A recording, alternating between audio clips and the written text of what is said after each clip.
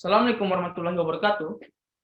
Kami di kelompok 3 akan mempresentasikan hasil diskusi kami, yaitu tentang topik yang berjudul Data and Databases.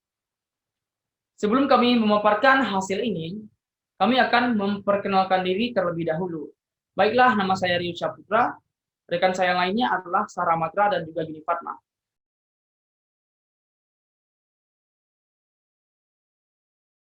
Baiklah, untuk mempersingkat waktu, langsung saja kita masuk kepada topik pembahasan. Kebutuhan pengumpulan dan penyimpanan data. Untuk membahas tentang hal ini, kita harus memahami dulu apa itu konsep dari data dan juga informasi. Data adalah sekumpulan fakta yang dikumpulkan dari transaksi, yang mana sedangkan informasi adalah interpretasi dari data yang telah diolah.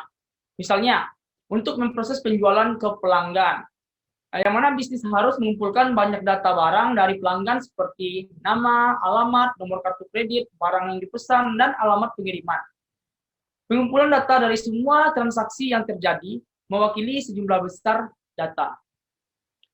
Beberapa alasan data yang dikumpulkan harus disimpan. Yang pertama, untuk menyelesaikan transaksi dari awal hingga akhir. Data rinci harus tersedia mengenai setiap langkah transaksi. Untuk penjualan, ini mungkin melibatkan pengembalian pesanan, menarik barang dari gudang, mengirimkan barang, menagih pelanggan, menerima uang tunai, dan memperbarui akun pelanggan untuk penjualan dan pengumpulan. Misalnya, pegawai gudang tidak akan tahu barang mana yang harus ditarik dari rak gudang untuk dikirim ke pelanggan jika mereka tidak bisa melihat catatan barang yang dipesan. Yang kedua yaitu untuk menindaklanjuti dengan pelanggan atau vendor dan untuk mempercepat transaksi di masa depan. Misalnya, jika perusahaan menyimpan nama, alamat, dan detail lainnya tentang pelanggannya, detail tersebut tidak perlu dimasukkan kembali saat pelanggan melakukan pemesanan di masa mendatang. Yang mana banyak perusahaan telah menambahkan fungsionalitas manajemen hubungan pelanggan yang disebut dengan CRM untuk melacak informasi pelanggan, tren pembelian, dan perilaku konsumen. Yang ketiga yaitu membuat laporan akuntansi dan laporan keuangan. Tanpa data yang mendasari untuk setiap transaksi, tidak mungkin sistem memberikan informasi tentang aset, kewajiban, pendapatan, dan pengeluaran untuk periode akuntansi apapun. Yang keempat, memberikan umpan balik kepada manajemen agar perusahaan dapat beroperasi seefektif dan seefisien mungkin. Yang mana data yang dikumpulkan dari transaksi berupa data terstruktur. Data terstruktur dengan mudah dimasukkan ke dalam baris dan kolom. Yang mana perusahaan juga mengumpulkan data tidak terstruktur, yaitu data tidak terstruktur merupakan data yang tidak mudah masuk ke dalam baris dan kolom dengan panjang yang tetap. Contoh, data tidak terstruktur adalah teks bentuk bebas dari ulasan online pelanggan suatu produk. Selanjutnya, menyimpan dan mengakses data. Dalam hal ini akan ada dua hal yang akan kita bahas, yaitu pertama tentang terminologi penyimpanan data, dan yang kedua media penyimpanan data. Terminologi penyimpanan data. Terminologi yang digunakan dalam penyimpanan data harus dikuasai terlebih dahulu agar Anda dapat memahami penyimpanan dan penggunaan data dalam sistem teknologi informasi. Hierarki tipikal data adalah karakter, field, record, file, dan database. Dan hal ini akan kita bahas satu persatu. Karakter atau byte itu merupakan satu huruf, angka, atau simbol. Yang mana field adalah sekumpulan karakter yang mengisi ruang yang disediakan untuk jenis data tertentu. Misalnya nama belakang, alamat, dan tanggal perekrutan yang merupakan semua bidang dalam kumpulan data penggajian. Selanjutnya, field dapat dianggap sebagai kolom data dalam tabel. Sekumpulan bidang terkait membuat catatan. Dan juga record merupakan seluruh rangkaian bidang untuk entitas tertentu. Misalnya setiap karyawan harus memiliki catatan dalam sistem penggajian.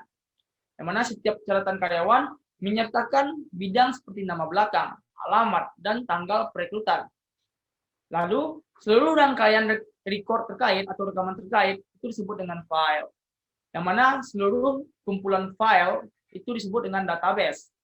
Misalnya, file penggajian, file piutang, file inventaris, dan semua file dalam lain dalam sistem teknologi informasi dalam membuat database. Selanjutnya, media penyimpanan data. Oke. Untuk membahas ini, kita akan membahas tentang magnetic tape. Oke, yang dimana hal itu menjelaskan dua hal, sequential access sama random access. Media tempat penyimpanan data telah berevolusi dan ditingkatkan selama bertahun-tahun, ya, dengan cara yang sama seperti kecepatan dan kekuatan komputer. Telah berevolusi dan ditingkatkan. Pada hari awal-awal komputer mainframe, data disimpan pada pita magnetik, itu disebut dengan magnetic tape. Lalu magnetic tape ini merupakan media penyimpanan yang memungkinkan hanya jenis penyimpanan akses berurutan, yang disebut dengan sequential access. Sequential access ini berarti bahwa data disimpan secara berurutan atau kronologis, di mana penyimpanan berurutan ini dapat dianggap sama seperti musik yang dulu disimpan dalam kaset. Ketika satu record harus diakses dengan mudah dan cepat dari sebuah file, diperlukan akses acak yang disebut dengan random access. Yang mana akses acak berarti setiap item pada media penyimpanan dapat langsung diakses tanpa membaca secara berurutan. Oleh karena itu, akses acak atau random access sering disebut sebagai akses langsung. Selanjutnya yaitu teknik pengolahan data. Oke. Dalam sistem pemrosesan transaksi, transaksi diproses baik dalam batch atau satu persatu. Pemrosesan batch atau batch processing terjadi ketika transaksi serupa dikelompokkan bersama-sama dan grup tersebut diproses sebagai batch. Contoh umum dari pemrosesan batch adalah memproses cek penggajian. Semua kartu waktu untuk periode pembayaran dikumpulkan dan cek pembayaran yang dihasilkan diproses dan dicetak di dalam kelompok atau batch. Utang dagang dan transaksi piutang sering diproses secara berkelompok juga. Misalnya pembayaran kepada vendor yang seringkali akan diproses secara berkelompok. Alternatif untuk pemrosesan batch adalah pemrosesan waktu nyata atau disebut dengan real-time processing.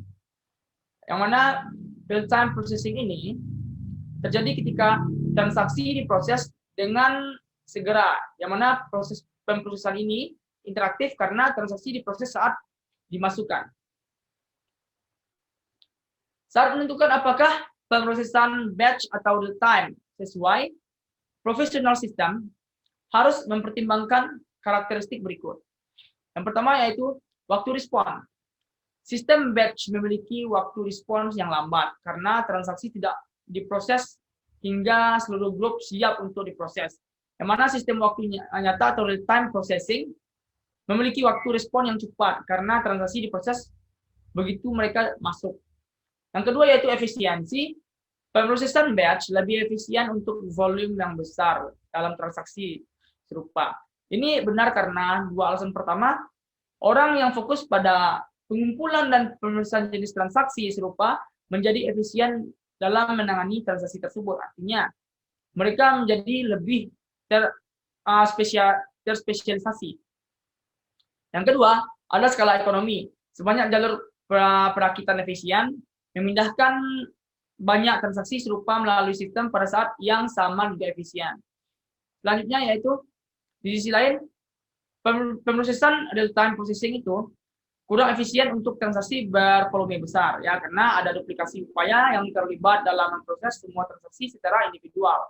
Yang ketiga yaitu kompleksitas, yang mana sistem batch jauh lebih sederhana daripada sistem real-time processing, karena perangkat keras, proses, dan jejak auditnya kurang kompleks. Yang keempat, kontrol.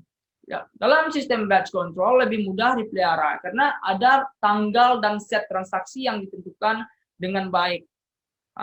Total control dan dapat digunakan untuk memastikan kekurangan dan kelengkapan. Misalnya, jumlah total jam pada semua kartu waktu dapat ditambahkan secara manual.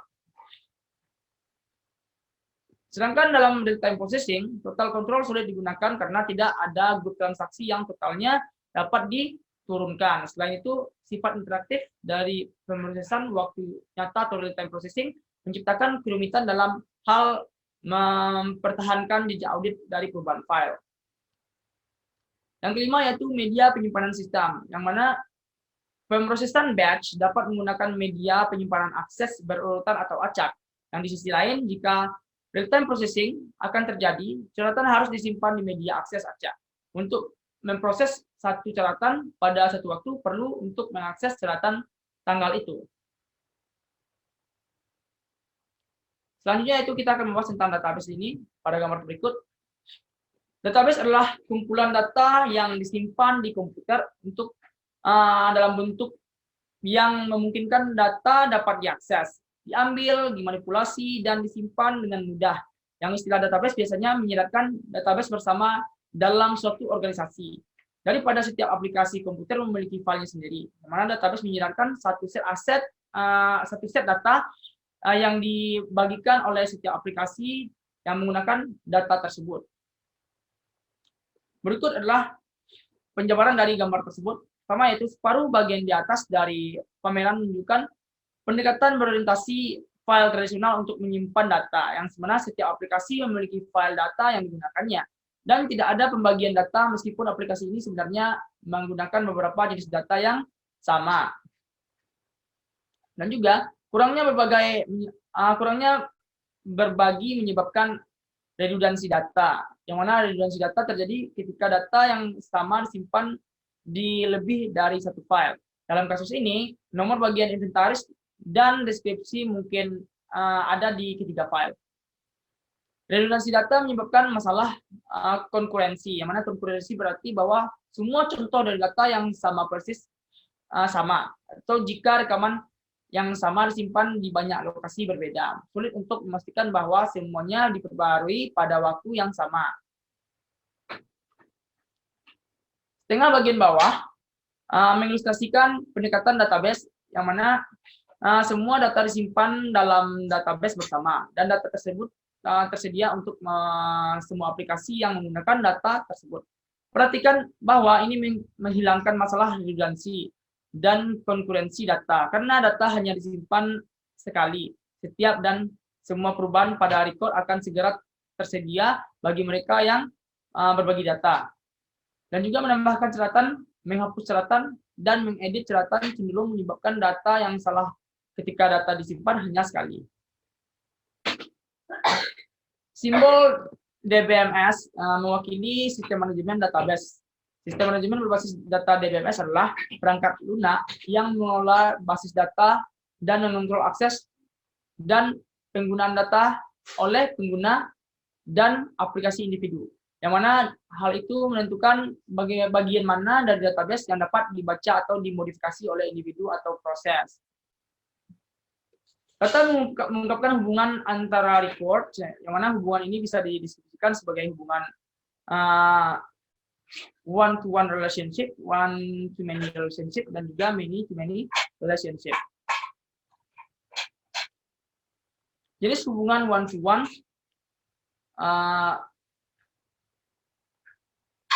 contohnya adalah karyawan dan nomor jaminan sosial, di mana setiap karyawan hanya memiliki satu nomor jaminan sosial, dan setiap nomor jaminan sosial hanya dimiliki oleh satu orang.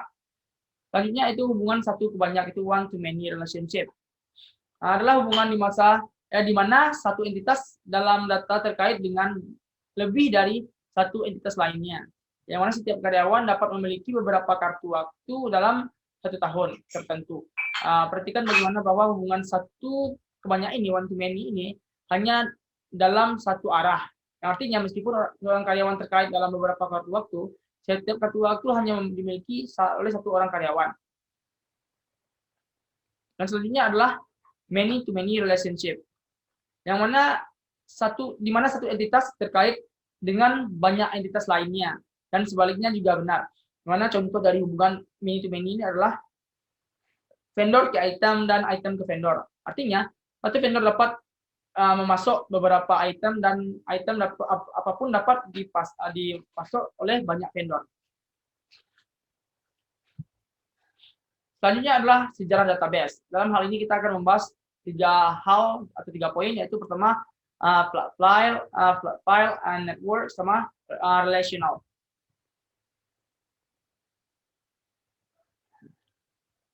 Model database file database failing awal dari periode 1950-an dan 1960-an disebut database file datar atau disebut dengan flat file.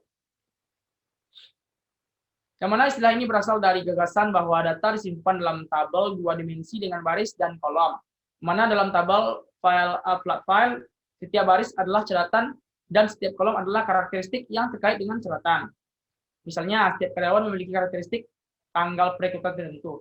Selanjutnya yaitu network database model, yang mana untuk sedikit meningkatkan pengenalan hubungan dalam database, yang mana model jaringan ini dikembangkan berikutnya. Database jaringan juga dibangun di atas struktur pohon terbalik, yang mana tetapi mereka memungkinkan ketertarikan hubungan yang lebih kompleks dengan menggunakan cabang bersama. Yang ketiga yaitu relational database model. Pada tahun 1969, seorang matematikawan bernama E.F. Scott mengembangkan model database yang memungkinkan dimasukkannya hubungan data yang lebih kompleks. Dia menyebut model ini relasional, di mana database menyimpan data dalam tabel dua dimensi yang digabungkan dalam banyak cara untuk mempresentasikan berbagai jenis hubungan dalam data. Oke, meskipun butuh waktu bertahun-tahun agar teknologi komputasi tersedia untuk mengimplementasikan ide secara luas, struktur database relasional adalah struktur database yang paling banyak digunakan saat ini. Baiklah, untuk selanjutnya akan dilanjutkan oleh rekan saya. Pada Sarah Matra, saya persilakan. Baiklah, saya Sarah Matra akan melanjutkan presentasi dari rekan saya. Poin selanjutnya di sini adalah kebutuhan normalisasi data. Database relasional terdiri dari beberapa tabel kecil, bukan satu tabel besar seperti pada database file datar. Nah, tabel kecil ini dalam database relasional dapat digabungkan dengan cara merepresentasikan hubungan di antara data. Proses mengubah data menjadi tabel yang memenuhi definisi database relasional disebut dengan normalisasi data. Nah, ada 3 aturan utama dalam normalisasi data. Yang pertama yaitu singkirkan grup yang berulang. Aturan ini mengharuskan semua atribut terkait yang akan diulang dalam beberapa baris harus diletakkan di tabel yang terpisah. Ada tabel pesanan dan tabel detail pesanan. Jika ini bukan tabel terpisah, informasi dasar tentang pesanan seperti ID pelanggan dan tanggal pengiriman harus diulang untuk setiap item yang dipesan. Yang kedua yaitu hapus data yang berlebihan. Dan yang ketiga, hilangkan kolom yang tidak bergantung pada kunci utama. Pertukaran dalam penyimpanan database. Basis data relasional telah menjadi sangat banyak digunakan dalam organisasi karena fleksibilitas. Dengan menggunakan database relasional dan SQL, manajer dapat melakukan query dan ekstrak data dari database mereka sendiri. Mereka tidak perlu mengajukan permintaan ke Departemen IT untuk merancang laporan tertentu. Ini memberikan manajer informasi umpan balik yang jauh lebih tepat waktu dan fleksibel tentang operasi. Akses yang lebih baik ke informasi ini dapat membantu para manajer untuk mengelola dengan lebih baik. Selanjutnya yaitu penggunaan gudang data untuk menganalisis data.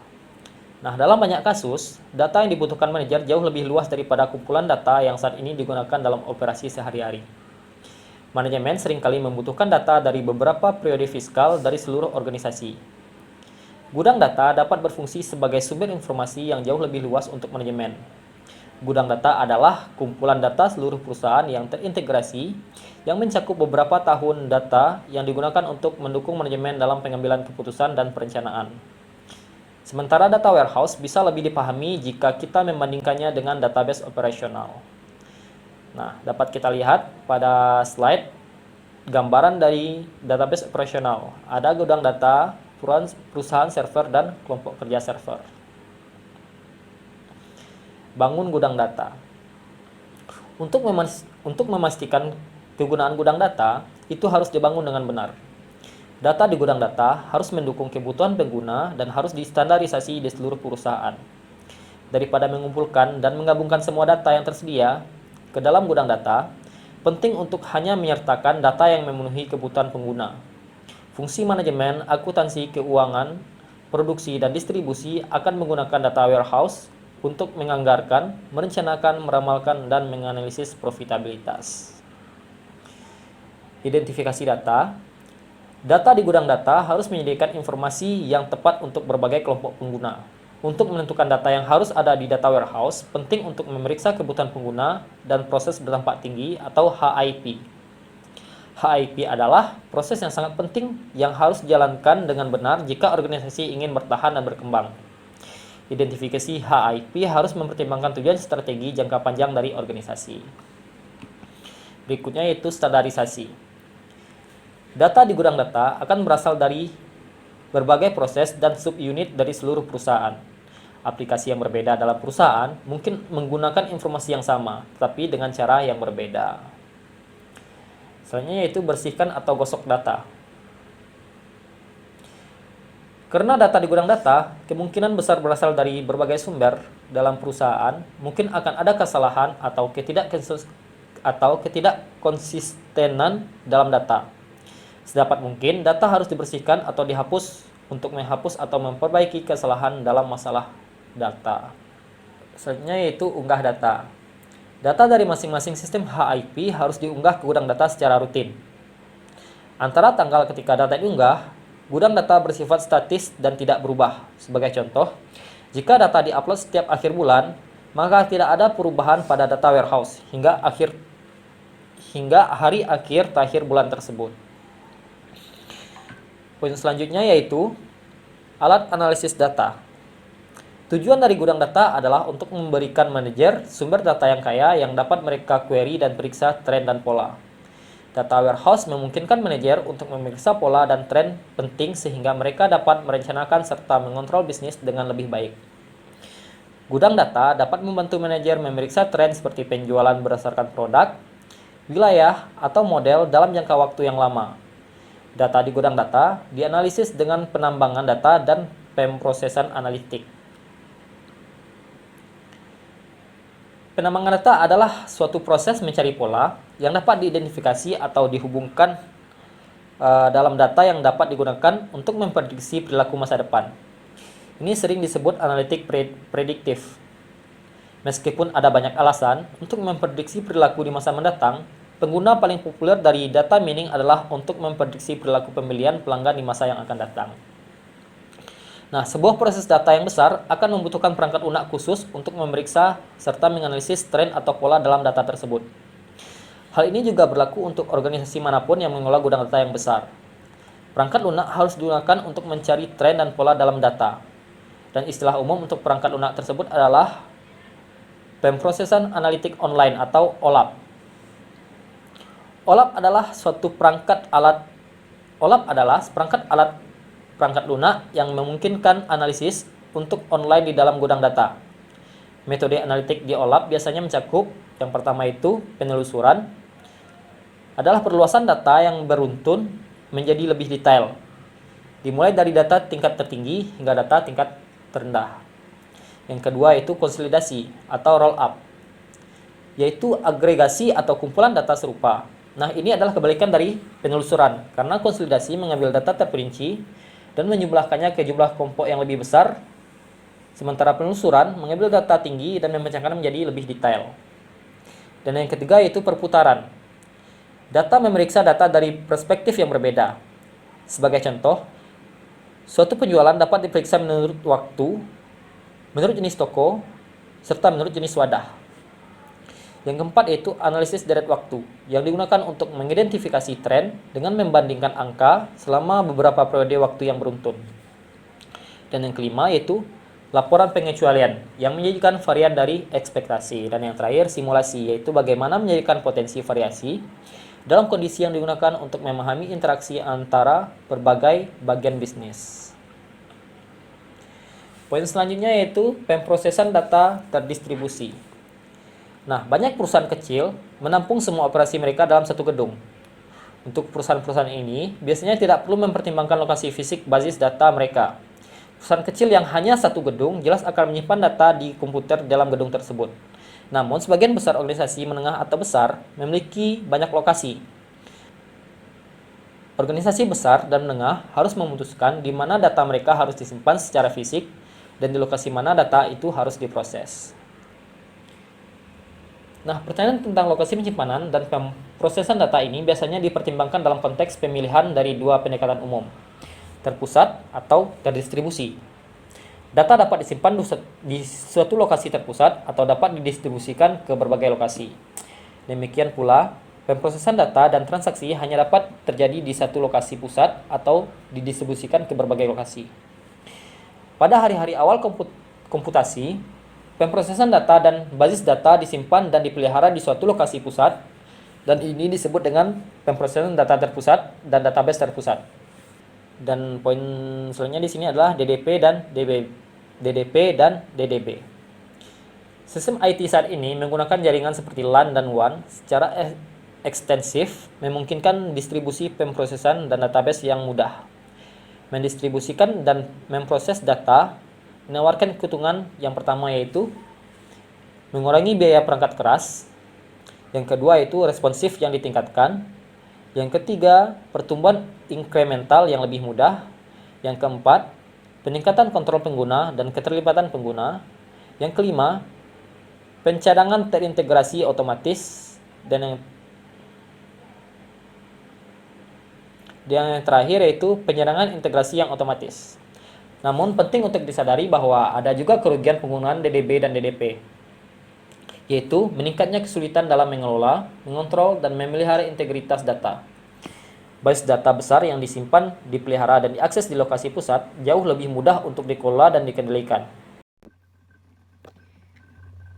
Baiklah, saya Yuni Fatma akan melanjutkan presentasi selanjutnya, yaitu tentang database berbasis cloud. Tren yang berkembang adalah penggunaan database bercloud, di mana banyak dari perusahaan terkait komputer terbesar menyediakan layanan database berbasis cloud, seperti Amazon, Google, Microsoft, dan IBM Smart Cloud.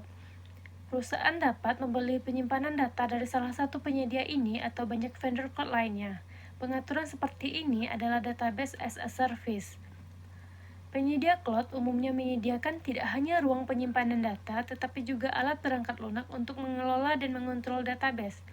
Perusahaan pelanggan harus memiliki beberapa struktur TI untuk mengakses dan menggunakan data yang disimpan di cloud. Namun, jumlah struktur TI yang dipertahankan akan lebih sedikit jika database disimpan di lokasi daripada di penyedia cloud. Perusahaan yang menyimpan datanya dalam database cloud memiliki keunggulan.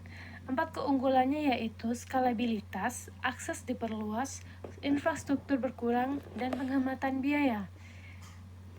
Yang pertama yaitu skalabilitas.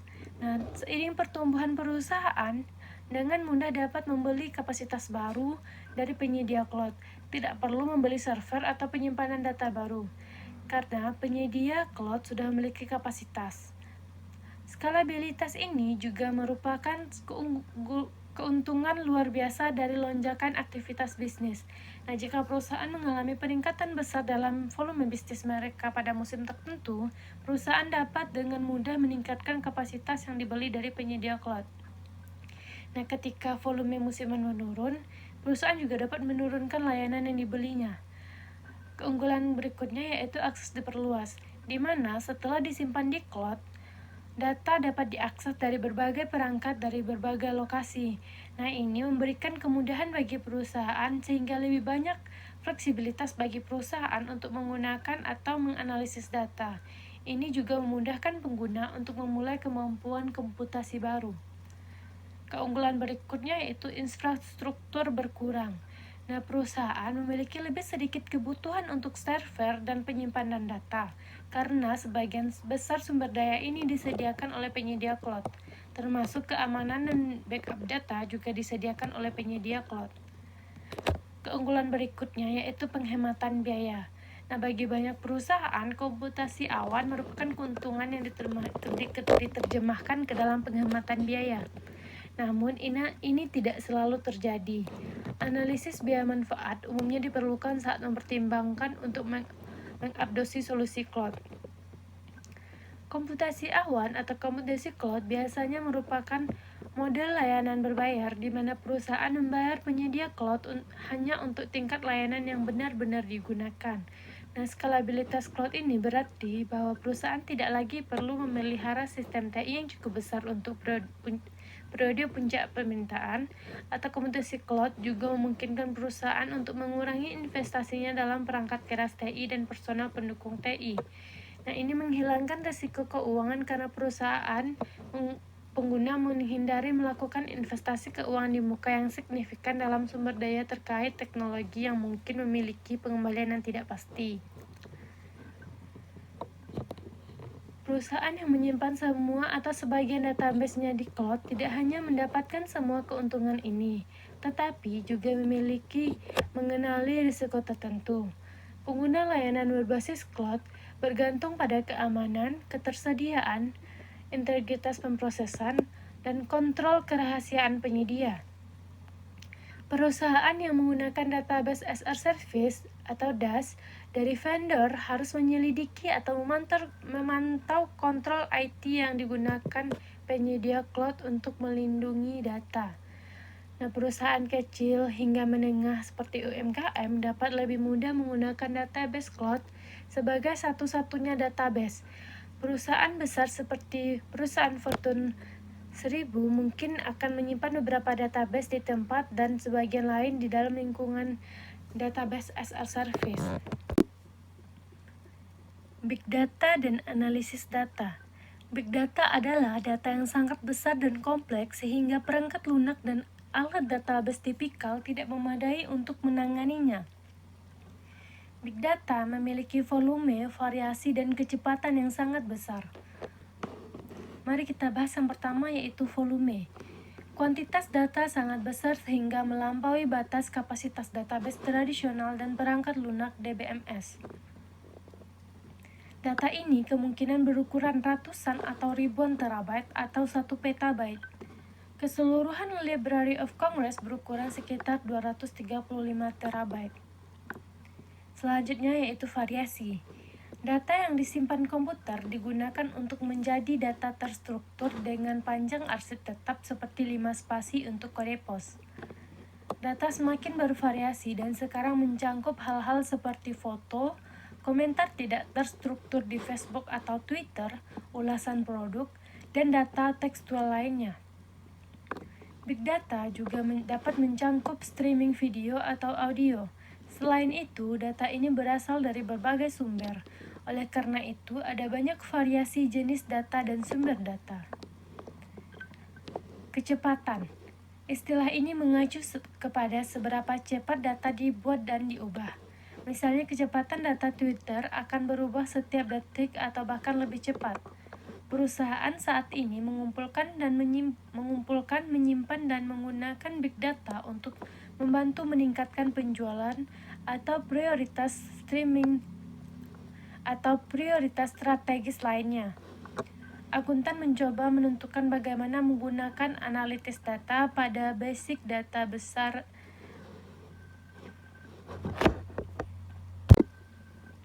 Selanjutnya, kecepatan. Istilah ini mengacu pada seberapa cepat data dibuat atau diubah. Misalnya, kecepatan data Twitter akan berubah setiap detik atau bahkan lebih cepat. Perusahaan saat ini mengumpulkan, menyimpan, dan menggunakan big data untuk membantu meningkatkan penjualan atau prioritas strategi lainnya. Akuntan mencoba menentukan bagaimana menggunakan analitik data pada basis data besar ini untuk meningkatkan informasi akuntansi, pelaporan, serta audit. Selanjutnya, kontrol TI untuk data dan database. Database perusahaan adalah komponen organisasi yang sangat penting. Data merupakan sumber daya berharga yang harus dilindungi dengan pengendalian internal yang baik. Banyak kontrol TI yang harus digunakan untuk melindungi keamanan dan integritas data. 3 dari masalah kontrol utama yang terkait dengan database adalah akses yang tidak sah, backup data yang memadai, dan integritas data. Kontrol umum TI membantu mencegah akses yang tidak sah dan memastikan cadangan yang memadai untuk membantu mencegah penggunaan yang tidak sah mengakses, mengubah, dan menghancurkan data dalam database. Penting untuk menggunakan autentikasi dan kontrol peretasan seperti prosedur masuk, kata sandi, token keamanan, kontrol biometrik, firewall, enkripsi, deteksi intrusi, dan kerentanan penilaian. Selain prosedur kontrol ini, sistem manajemen basis data atau DBMS harus diatur untuk memungkinkan setiap tampilan terbatas pengguna yang sah dari database. Contohnya, seorang karyawan yang masuk sebagai pemproses piutang tidak boleh memiliki akses ke data penggajian. Setiap skema pengguna dari data membatasi tampilan pengguna hanya ke subset data. Kontrol seperti ini dimaksudkan untuk mencegah pengguna yang tidak berwenang mengakses atau menggunakan data dalam database. Perencanaan yang kesinambungan bisnis, proses pencadangan data, dan perencanaan pemulihan bencana dapat membantu memastikan pencadangan database yang memadai. Untuk memastikan integritas atau kelengkapan dan akurasi dalam database, kontrol aplikasi TI harus digunakan. Kontrol ini adalah kontrol input, pemrosesan, dan output seperti validasi, total kontrol dan rekonsiliasi, dan laporan yang dianalisis oleh manajer. Masalah etis terkait pengumpulan data dan penyimpanan data. Ada banyak masalah etika terkait dengan pengumpulan dan penyimpanan data dan perlindungan dalam database. Perusahaan mengumpulkan dan menyimpan banyak informasi tentang pelanggan di database mereka. Masalah etika yang terkait dengan data dalam database ini dapat diperiksa dalam 3 perspektif. Yang pertama yaitu tanggung jawab etis perusahaan kepada pelanggannya. Yang kedua, tanggung jawab etis karyawan terhadap perusahaan dan pelanggannya. Yang ketiga, tanggung jawab etis pelanggan kepada perusahaan. Mari kita bahas yang pertama terlebih dahulu, yaitu tanggung jawab etis yang dimiliki perusahaan kepada pelanggan. Berkisar pada mengumpulkan hanya data yang diperlukan terdiri dari informasi yang bersifat pribadi antara perusahaan dan pelanggan. Melindungi data dengan benar, membatasi berbagi data pelanggan, dan mengkoreksi kesalahan dalam data pelanggan. Prinsip layanan kepercayaan kerangka privasi mencantumkan 10 praktik privasi yang harus dipatuhi oleh perusahaan online. Yang pertama, manajemen. Tanggung jawab untuk praktik privasi organisasi harus ditugaskan ke orang atau beberapa orang tertentu. Orang yang bertanggung jawab tersebut harus memastikan bahwa organisasi telah menetapkan dan mendokumentasikan praktik privasinya, dan praktik tersebut telah dikomunikasikan kepada karyawan dan pelanggan. Manajemen juga akan memasukkan tanggung jawab untuk memastikan bahwa praktik privasi diikuti oleh karyawan. Yang kedua itu pemberitahuan, di mana organisasi harus memiliki kebijakan dan praktik untuk menjaga privasi data pelanggan. Pemberitahuan menyiratkan bahwa perusahaan memberikan praktik privasi kepada pelanggan dalam beberapa bentuk. Pada saat data akan dikumpulkan, pemberitahuan harus tersedia bagi pelanggan yang menjelaskan tentang kebijakan dan praktik privasi. Banyak organisasi e-commerce mencapai ini dengan menyediakan tautan di situs web mereka ke kebijakan privasi. Dan pemberitahuan harus mencangkup informasi mengenai tujuan pengumpulan informasi dan bagaimana informasi itu digunakan. Yang ketiga, pilihan dan persetujuan. Organisasi harus memberikan pilihan kepada pelanggannya mengenai pengumpulan data dan juga harus meminta persetujuan untuk mengumpulkan, menyimpan, dan menggunakan data. Pelanggan harus diberitahu tentang pilihan apapun yang mungkin harus dipilih oleh pelanggan untuk tidak memberi informasi. Pelanggan harus memiliki akses ke deskripsi tentang pilihan yang tersedia. Pelanggan juga harus dapat membaca kebijakan tentang bagaimana data akan digunakan, seperti dalam pemberitahuan di atas. Deskripsi ini biasanya berupa tautan kebijakan privasi. Yang keempat, pengumpulan. Nah, organisasi harus mengumpulkan hanya data yang diperlukan untuk tujuan melakukan transaksi. Selain itu, pelanggan harus memberikan persetujuan implisit atau eksplisit sebelum data dikumpulkan. Persetujuan eksplisit dapat berupa pemberian tanda centang pada kotak yang menunjukkan persetujuan. Nah, persetujuan implisit terjadi ketika pelanggan memberikan data yang secara jelas ditandai sebagai sukarela atau ketika pelanggan telah memberikan data dan belum secara jelas menyatakan bahwa data tersebut dapat digunakan, bahwa data tersebut tidak dapat digunakan. Yang kelima, menggunakan dan menyimpan. Organisasi menggunakan data pribadi pelanggan hanya dengan cara yang dijelaskan dalam pemberitahuan. Penggunaan data ini terjadi hanya setelah pelanggan memberikan izin tersirat atau eksplisit untuk menggunakan data. Data pribadi tersebut disimpan hanya selama diperlukan. Yang keenam, mengakses. Setiap pelanggan harus memiliki akses ke data yang disediakan sehingga pelanggan dapat melihat, mengubah, menghapus atau memblokir penggunaan lebih lanjut dari data yang disediakan. Yang ketujuh, pengungkapan kepada pihak ketiga. Dalam beberapa kasus, organisasi e-commerce meneruskan informasi pelanggan ke pihak ketiga. Sebelum penerusan data ini terjadi, organisasi harus menerima persetujuan eksplisit atau implisit dari pelanggan. Data pribadi hanya boleh diteruskan ke pihak ketiga yang memiliki perlindungan privasi yang setara. Yang kedelapan, keamanan untuk privasi. Organisasi memiliki perlindungan yang diperlukan untuk mencoba memastikan bahwa data pelanggan tidak hilang, hancur, diubah, atau tunduk pada akses yang tidak sah. Organisasi harus menerapkan kontrol internal yang mencegah peretas dan karyawan yang tidak berwenang mengakses data pelanggan. Yang selanjutnya yaitu kualitas. Organisasi harus menerapkan prosedur untuk memastikan bahwa semua data pelanggan yang dikumpulkan tetap berkualitas. Kualitas data berarti bahwa data tetap akurat, lengkap, terkini, relevan, dan andal. Yang terakhir, pemantauan dan penegakan hukum. Organisasi harus memantau untuk memastikan bahwa praktik privasinya dipatuhi. Organisasi harus menyelidiki prosedur untuk menangani pertanyaan atau perselisihan terkait privasi. Nah, selain kewajiban etis kepada pelanggan, perusahaan memiliki kewajiban etis kepada pemegang saham untuk memastikan bahwa data perusahaan dilindungi dengan baik. Misalnya, pesaing mungkin mencoba mendapatkan akses data perusahaan melalui apa yang bisa disebut dengan spionase industri. Nah, data adalah komoditas yang berharga dan nilai perusahaan bagi pemegang saham dapat dirugikan jika data sensitif jatuh ke tangan pesaing. Untuk melindungi data dengan benar, perusahaan harus memiliki kontrol internal yang sesuai seperti yang dijelaskan sebelumnya. Kontrol ini membantu mencegah akses dan penjelajahan data yang tidak sah. Kontrol yang termasuk prosedur login, kata sandi, kartu pintar, kontrol biometrik, enkripsi data, dan firewall dapat memberikan perlindungan dari akses yang tidak sah.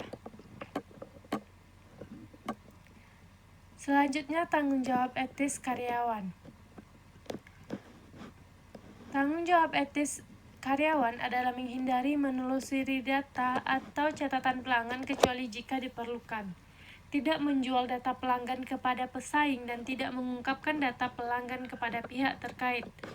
Dalam organisasi, banyak karyawan harus memiliki akses ke data pribadi tentang klien dan pelanggan. Karyawan ini memiliki kewajiban etis untuk menghindari penyalahgunaan data pribadi apapun tentang pelanggan. Contohnya, kantor medis menyimpan data yang sangat pribadi tentang riwayat medis pribadi. Perlindungan data tersebut dari penggunaan yang tidak benar merupakan tanggung jawab etis dan hukum. Contoh lainnya yaitu informasi penjualan berdasarkan produk. Pesaing seperti PepsiCo dan Coca-Cola Co. dapat memperoleh keuntungan kompetitif jika salah satu dari mereka memperoleh pengetahuan detail tentang data penjualan pihak lain. Karyawan tidak boleh mengungkapkan data hak milik atau rahasia tentang perusahaan mereka kepada pihak luar. Tidak ada kontrol TI khusus yang selalu mencegah karyawan resmi untuk mengungkapkan informasi pribadi, tetapi memiliki dan menegakkan kode etik dalam organisasi dapat mengurangi kemungkinan pengungkapan data tersebut. Kontrol TI yang tepat seperti prosedur login kata sandi, kartu pintar, kontrol biometrik, enkripsi data, dan firewall dapat membantu mengurangi akses yang tidak sah karyawan. Selanjutnya, pelanggan juga memiliki tanggung jawab etis. Ini terkait dengan penyediaan data mereka kepada perusahaan yang mereka tangani. Ini termasuk menyediakan data yang akurat dan lengkap saat data tersebut diperlukan. Dan menegakkan kewajiban untuk tidak mengungkapkan atau menggunakan data perusahaan yang mungkin dapat mereka akses. Pelanggan memiliki kewajiban untuk memberikan informasi yang akurat dan lengkap kepada perusahaan yang mereka tangani ketika permintaan untuk data tersebut adalah sesuai kebutuhan bisnis yang sah. Misalnya, saat Anda mengajukan permohonan kartu kredit baru, perusahaan penerbit berhak mendapatkan pengungkapan penuh dan lengkap tentang riwayat kredit Anda. Selain kewajiban ini, pelanggan dalam beberapa kasus mungkin memiliki akses ke data perusahaan yang harus dirahasiakan. Pelanggan memiliki kewajiban etis untuk menghindari penyalahgunaan data yang mereka peroleh dari mengakses database sebagai pelanggan. Sekian presentasi dari saya dilanjutkan oleh teman saya. An empirical study of local database research in Android application. Dalam penelitian ini, dekade terakhir telah melihat pertumbuhan yang luar biasa dalam jumlah aplikasi seluler yang tersedia untuk pengguna akhir. Pengembangan bersaing untuk mendapatkan pengguna akhir dengan merancang aplikasi inovatif yang dapat memberikan pengalaman pengguna yang kaya dengan menggabungkan data dari layanan web, layanan lokasi, dan data sensor. Selain berinovasi layanan baru, pengembang juga berupaya untuk membuat aplikasi yang andal, responsif, aman, dan mengkonsumsi sumber daya terbatas dalam jumlah minimal seperti data jaringan dan energi. SQL Database. Untuk meningkatkan daya tanggap dan keandalan aplikasi, seorang pengembang seringkali memanfaatkan database lokal, ya seperti SQLite untuk menyimpan dan mengelola datanya, yang mana database disimpan langsung di perangkat seluler. Nah, mereka dapat disinkronkan dengan database jarak jauh dan dapat membantu mempertahankan layanan yang andal dan responsif, bahkan ketika perangkat seluler tidak memiliki koneksi yang andal. Sedangkan APIS memperoleh informasi yang rinci, akurat, dan lengkap tentang penggunaan database lokal menimbulkan banyak tantangan. Peningkatan yang naif seperti hanya menghitung pemanggilan ke API terkait database dalam sumber atau bytecode yang Dalvik kemungkinan hanya memberikan gambaran yang tidak lengkap. Alasannya adalah karena banyak API database juga memungkinkan pengembang untuk mendefinisikan query sebagai string mentah yang berisi query SQL untuk dieksekusi oleh database.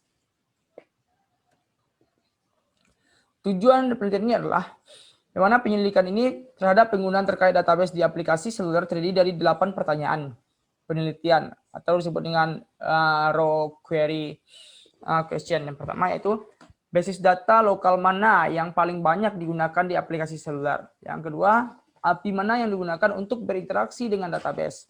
Yang ketiga, jenis perintah apa yang dikeluarkan sebagai query mentah. Yang keempat, bagaimana pengembang menggunakan query berparameter.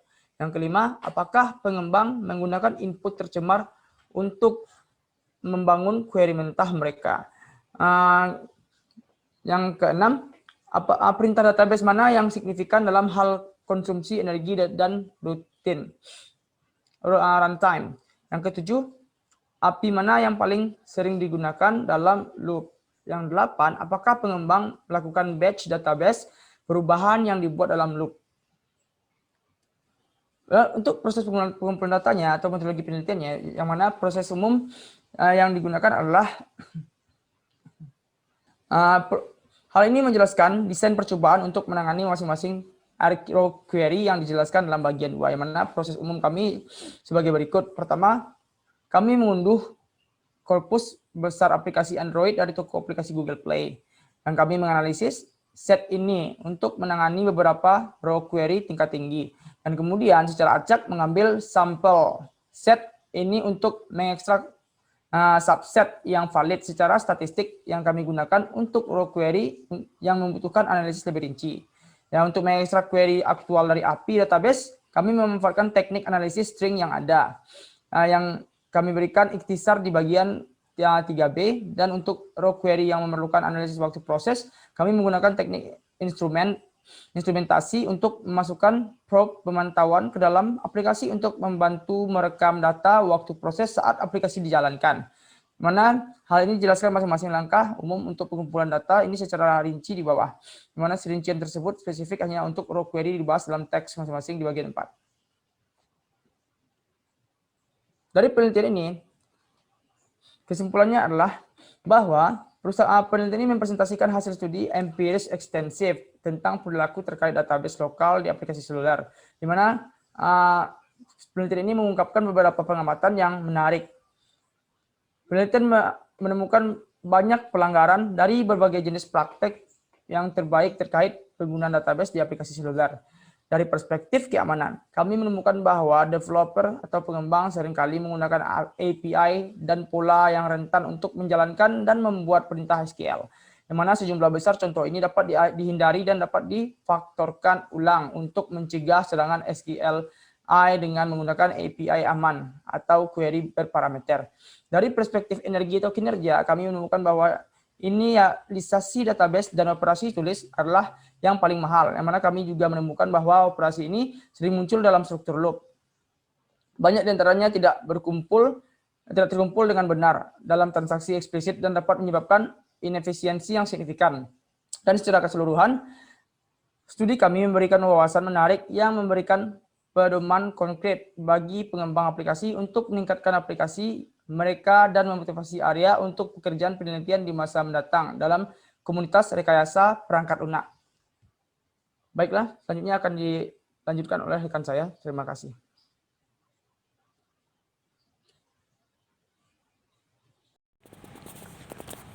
Baiklah, artikel yang kedua di sini adalah Data Credit Distribution, a new method to estimate database impact, yang ditulis oleh Denis Dosso dan Gen Maria Silvello pada tahun 2020. Nah, untuk latar belakangnya sendiri, itu tentang munculnya FHIR atau Findability, Accessibility, Interoperability, dan Reusability yang mendorong kebutuhan untuk mengutip data dan menghitung kutipan data.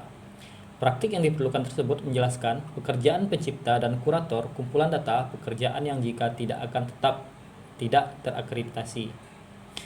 Kredit data di sini dianggap sebagai ukuran nilai data dalam database. Konsep data sengaja dibiarkan kabur karena kredit dapat diberikan ke data dalam bentuk apapun dan tingkat perincian, misalnya ke atribut tunggal, catatan, tabel, kumpulan data atau database yang dihasilkan saat itu juga secara keseluruhan. Kredit atas datum atau bentuk, ukuran, dan sifat apapun dapat ditetapkan sebagai nyatanya nilai. Kredit atas datum dalam bentuk ukuran dan sifat apapun dapat ditetapkan sebagai A. Nyata nilai dari positif. Bertindak sebagai proksi dari nilai yang diukur dalam hal kutipan, akses, klik, unduhan, atau pengganti lain untuk pengguna data. Dan penulis menyebutnya dengan DCD sebagai proses, metode, atau algoritma yang digunakan untuk menetapkan kredit ke datum atau kumpulan data tertentu. Nah, untuk metode dalam penelitian ini, makalah ini berfokus pada penyaluran kredit yang dihasilkan oleh kutipan data lebih database rasional atau RDB. Penulis juga mempertimbangkan skenario paling umum di mana artikel mengutip data diperoleh dengan query atas RDB. Nah, untuk kredit data dan masalah distribusi kredit data, diberikan sebuah instance database. A. Penerima kredit sesuai dengan unit informasi dalam database yang sama, dan dalam kasus database relasional, penerima dapat berupa seluruh database, tabel, tupel, dan atribut. Dan hasilnya, fokus pada skenario di mana makalah mengutip data dari database yang diperoleh dengan mengeluarkan query. Kutipan menghasilkan kredit yang dibagi di antara entitas basis data yang bertanggung jawab untuk menghasilkan keluaran query. Salah satu aspek kunci dari pekerjaan ini adalah untuk menghargai tidak hanya entitas yang dikutip secara eksplisit, tetapi bahkan mereka juga berkontribusi pada keberadaan mereka, tetapi yang tidak diperhitungkan dalam keluaran query. Penulis juga mengusulkan data strategi penyaluran kredit atau CDS berdasarkan asal data dan menerapkan sistem yang menggunakan informasi yang disediakan oleh kutipan data untuk mendistribusikan kredit dalam database relasional yang sesuai. Sebagai kasus, penggunaan dan untuk tujuan evaluasi, penulis juga mengadopsi panduan farmakologi database relasional yang dikurasi. Penulis juga menunjukkan bagaimana kredit dapat digunakan untuk menyoroti area database yang sering digunakan. Selain itu, penulis juga menggarisbawahi bagaimana data penghargaan kredit dan penulis berdasarkan dampak penelitian mereka, dan tidak hanya pada jumlah kutipan. Ini dapat mengarah pada perancangan bibliometrik baru untuk kutipan data. Artikel selanjutnya akan dijelaskan oleh Yuni Fatma.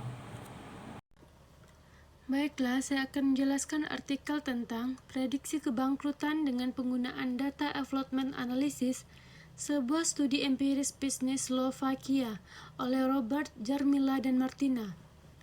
Penelitian ini dilatar belakangi oleh menentukan kemungkinan kebangkrutan menjadi salah satu tugas manajemen risiko yang paling penting, di mana peneliti sangat memperhatikan prediksi kebangkrutan karena penting dari sudut pandang kreditor, karyawan, dan entitas lain di sekitar perusahaan yang akan terpengaruh dan merasakan dampak kebangkrutan. Metode prediksi kebangkrutan dapat mengingatkan perusahaan akan situasi negatif. Dengan mengambil langkah-langkah perbaikan dini, bisnis dapat mencegah peristiwa kebangkrutan di masa depan. Sampai saat ini, studi empiris menemukan bahwa inefisiensi, hutang perusahaan yang tinggi, dan masalah solvabilitas perusahaan merupakan prasyarat untuk kebangkrutan. Risiko kebangkrutan suatu perusahaan terkait erat dengan risiko ekonomi dan risiko keuangan. Risiko keuangan ditentukan oleh tingkat hutang, sedangkan risiko ekonomi tergantung pada rasio biaya tetap dan biaya variabel. Secara umum, mengetahui risiko ini memungkinkan kita untuk mengukur risiko kebangkrutan, meskipun tidak ada definisi yang seragam dari konsep kebangkrutan. Indikator penurunan kinerja bisnis yang lebih kompleks harus diidentifikasi dalam setiap penelitian tentang kebangkrutan, dan risiko kebangkrutan dengan penurunan profitabilitas perusahaan. Salah satu aspek yang paling umum yang terlibat dalam menilai penyebab kebangkrutan adalah penyebab finansial atau non-finansial. Penelitian seringkali mengklasifikasikan penyebab kebangkrutan berdasarkan lingkungan asalnya, melalui penyebab eksternal dan internal. Terlepas dari adanya berbagai penyebab tersebut, kebangkrutan lainnya, studi empiris penelitian ini memprioritaskan penyebab keuangan dari kebangkrutan. Tujuan penelitian ini adalah membahas metode memprediksi kebangkrutan bisnis dengan tujuan memilih metode prediksi yang akan memiliki hasil yang tepat. Model prediksi kebangkrutan yang digunakan dalam penelitian ini yaitu ada dua metode, yang pertama metode DEA dan yang kedua metode Logit. Selanjutnya metodologi penelitian. Penelitian ini merupakan penelitian kuantitatif dengan sampel penelitian terdiri dari 343 perusahaan yang beroperasi di Slovakia dalam industri pemanas untuk tahun 2016. Database dari laporan keuangan perusahaan-perusahaan ini diperoleh dari lembaga analitik Slovakia, Slovakia Biro Kredit. Fakta tersebut merupakan prasyarat terjadinya faktor risiko yang mempengaruhi kinerja dan daya saing bisnis yang dianalisis dari luar. Database input studi empiris ini dibuat dari data yang diperoleh dari 497 perusahaan. Analisis yang lebih rinci dari sampel yang ini dikecualikan 154 perusahaan karena nilai ekuitas negatif atau kekurangan dalam database. Hasil dianalisis sampel terdiri dari 343 perusahaan. Dalam hal status hukum setiap bisnis, 15% perusahaan adalah perusahaan saham gabungan dan sisanya 85% merupakan perseroan terbatas. Analisis menunjukkan bahwa perusahaan yang dianalisis tidak memiliki masalah likuiditas. Kinerja perusahaan aktif dalam industri pemanas tidak ditemukan mencapai nilai yang dibutuhkan untuk menghindari kebangkrutan. Selanjutnya, hasil dan pembahasan.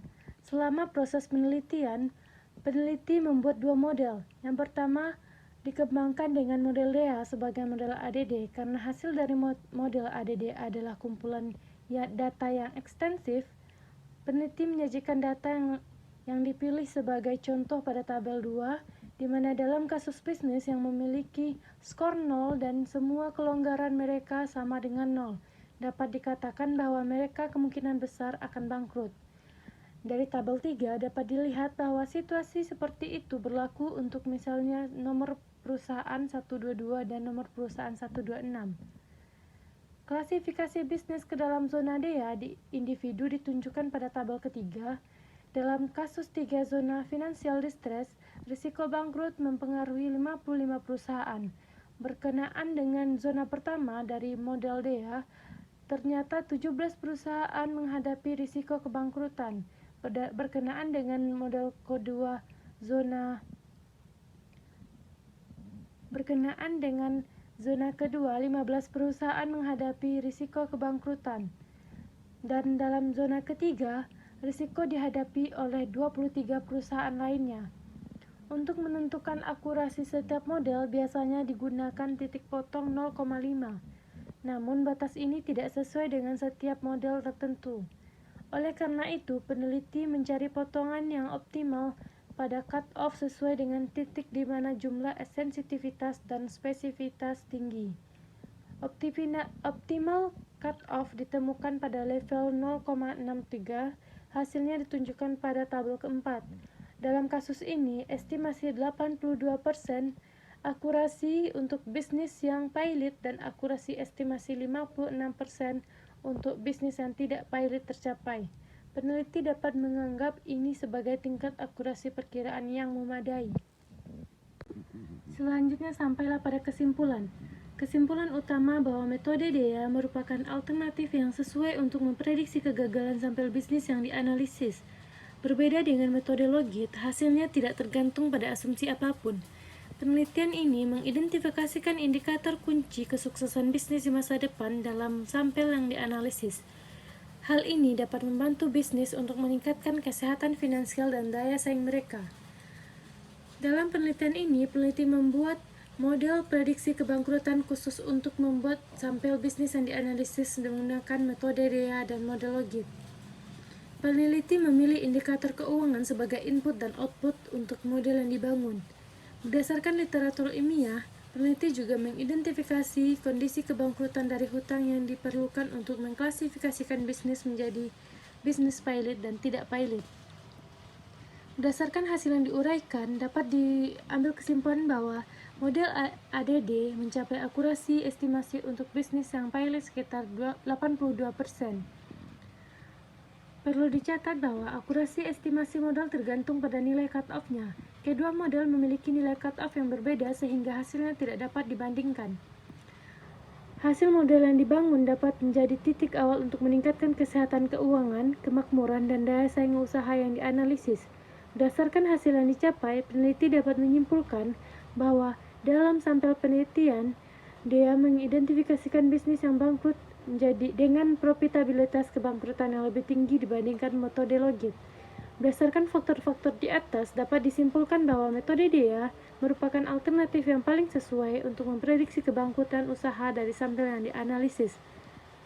Batasan untuk penelitian ini adalah sampel bisnis yang digunakan, yang terdiri dari sejumlah perusahaan terbatas dan data tidak yang mencukupi.